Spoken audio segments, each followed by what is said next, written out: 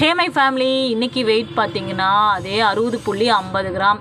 ஏன் அப்படின்னு பார்த்தீங்கன்னா, அன்னைக்கு சாப்பிட்ற ஃபுட்டை அன்னைக்கே அதுவே மெயின்டைன் பண்ணிக்கிற மாதிரி இருக்குது. வாக்கிங்கே போகிறதில்ல. ஸோ அதனால் கூட வெயிட் அப்படியே இருக்கலாம். இன்ச்சஸில் மாற்றம் வந்தாலும் வெயிட்டுங்கிறது அன்னைக்கான சாப்பிட்ற ஃபுட்டுக்கு அன்னைக்கே அந்த எனர்ஜியை வேஸ்ட் பண்ணுறோம். அப்படிங்கும்போது தான் கண்டிப்பாக வெயிட்டு கம்மியாக காட்டும். அப்புறம் நம்ம முன்னாடி நாள் சாப்பிடக்கூடிய தண்ணி, உப்பு இதெல்லாம் மாறுபடும். ஸோ அதனால் கூட வெயிட்டில் மாற்றம் இல்லாமல் இருக்கலாம். ஸோ இனி வரும் நாட்களில் மாற்றம் வர்றதுக்காக கண்டிப்பாக நம்ம வாக்கிங் போக ஆரம்பிக்கலாம். வெயிட்டை பெருசாக குறைக்கணும்னு நினைக்கிறேன் என் உறவுகள். கண்டிப்பாக வாக்கிங் போங்க. நான் போகலைனாலும் நீங்கள் போங்க.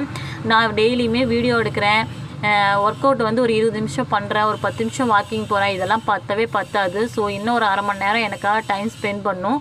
நான் வெயிட் லாஸ் ஸ்டார்ட் பண்ண புதுசில் ரொம்ப வெறியாக வாக்கிங் போனேன். உடம்பை குறைக்கணும்னு சொல்லி ரொம்ப எனர்ஜியாக வாக்கிங் போனேன். ஆனால் இப்போ அந்த மாதிரி பண்ணலை. ஏன்னா இது பெருசாக வெயிட்டை குறைக்கணும்ல, ஒரு 2 கேஜி தானே அப்படின்னு அசால்ட்டாக இருக்கேன். ஆனால் பெரிய வெயிட் லாஸ் இருக்க என் உறவுகள் கண்டிப்பாக வாக்கிங் போங்க. கண்டிப்பாக மாற்றம் வரும். அப்போ வெயிட்லேருந்து நமக்கு குறைய ஆரம்பிக்கும். நானுமே வாக்கிங் போக ட்ரை பண்ணுறேன். இன்றைக்கி ஒரு ரெசிபி தக்காளி சாதம் மாதிரியே சூப்பராக இருக்கும். ட்ரை பண்ணி பாருங்கள். அவள் ஒரு 25 கிராம் அளவுக்கு நான் ஊற வச்சுருந்தேன். இஞ்சி ஒரு பிஞ்சு, ஒரு 4 பல் பூண்டு, 3 தக்காளியை மிக்சியில் அடித்து வச்சுட்டேன். வானலில் பார்த்திங்கன்னா எண்ணெய் விட்டு கடுகு பொரிஞ்சதும் பெரிய வெங்காயம் ஒன்று கட் பண்ணி வதக்கிட்டு அதோட பச்சை மிளகாவும் சேர்த்து வதக்கிக்கலாம். இப்போ அரைச்சி வச்சுருக்க அந்த பேஸ்ட்டையும் சேர்த்து அதோட மிளகாத்தூள், உப்பு சேர்த்து நல்லா கொதிக்க வைக்கலாம். நம்ம எண்ணெயும் கம்மியாக தான் விடுறோம். ஸோ பார்த்திங்கன்னா கொஞ்சம் லைட்டாக தக்காளி பச்சை வாசம் போகிறதுக்கு தண்ணி சேர்த்துக்கலாம். சேர்த்து நல்லா தண்ணி ட்ரை ஆகிற அளவுக்கு கொதிக்க விடலாம். நல்லா கொதிக்கும் போது பார்த்திங்கன்னா நான் நைட்டே 1/4 கிலோ சுண்டல் ஊற வச்சுருந்தேன். அதை பார்த்திங்கன்னா வேக வச்சு அதை இதோட சேர்த்துக்கிறேன். சேர்த்து நல்லா இதில் இருக்க தண்ணியும் அதில் இருக்க தண்ணி ஃபுல்லாக ட்ரை ஆகிற வரைக்கும் கொதிக்க விடலாம். இப்போ ஒரு ஸ்மெல் வரும் பாருங்கள், சூப்பராக இருக்கும். நம்ம நல்லா டேஸ்ட்டாக சாப்பிடணும்னு நினைக்கிறனால இந்த ரெசிபி செஞ்சு பாருங்கள். தக்காளி சாதம் மாதிரியே இருக்கும். நம்ம ரைஸுக்கு பதிலாக இந்த அவுளை கம்மியாக சேர்த்துக்க போகிறோம். இப்போ பார்த்திங்கன்னா நான் ஒரு 25 கிராம் அவுள் தான் சேர்த்துக்கிட்டேன். ரொம்ப கம்மியாக தான் சேர்த்துக்கிட்டேன். சுண்டல் அதிகமாக சேர்த்து நல்லா வதக்கிட்டேன் பாருங்கள். வதக்கிட்டு லாஸ்ட்டாக கொத்தமல்லி தலையும் புதினாவும் சேர்த்துக்கிட்டேன். இதோட தேங்காய் பூ கூட கொஞ்சம் தேங்காய் துருவுன தேங்காய் இருக்குது இல்லைங்களா, அது கூட சேர்த்துக்கலாம். சேர்த்து நல்லா வதக்கி சாப்பிட்டு பாருங்கள், சூப்பராக இருக்கும். நல்லா டேஸ்ட்டாக இருந்தது. இந்த வாசமே பார்த்திங்கன்னா தக்காளி சாதம் மாதிரி இருந்தது. காலையில் டைமில் நமக்கு கொஞ்சம் டெம்ட் ஆகும் இல்லைங்களா, குழந்தைங்களுக்கு வீட்டுக்கெலாம் சாதம் செய்யும்போது சாதம் சாப்பிடணும்னு தோணும்ல, அந்த மாதிரி டைமில் இது மாதிரி செஞ்சு சாப்பிட்டு பாருங்கள். நல்லா குழஞ்சி இருந்ததுன்னா இன்னும் டேஸ்ட்டாக இருக்கும்.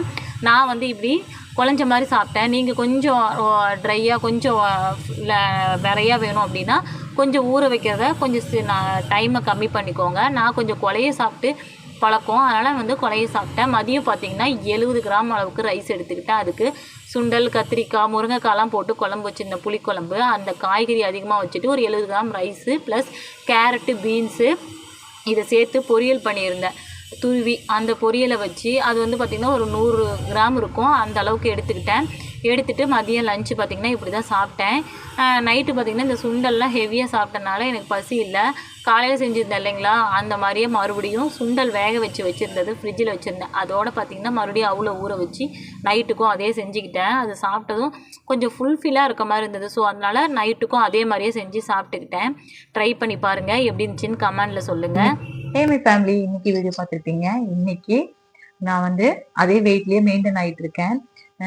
பார்த்தீங்கன்னா வாக்கிங்கே போக முடியல. ஆனால் ஒரு பெரிய வெயிட்டை குறைக்கிறவங்க கண்டிப்பாக வாக்கிங் போங்க. அதனால கூட அதுக்குள்ளேயே மெயின்டைன் ஆகிட்டு இருக்கோம். நம்ம எனர்ஜியை குறைச்சோம் அப்படின்னா தான் கண்டிப்பாக நம்மளுடைய வெயிட்ல மாற்றம் வரும். நம்ம இதே மாதிரி ஃபுட்டை சாப்பிட்டுட்டு இருக்கோங்கும் போது நம்ம உடல்ல கொழுப்பு கொஞ்சம் கொஞ்சமாக குறையும்.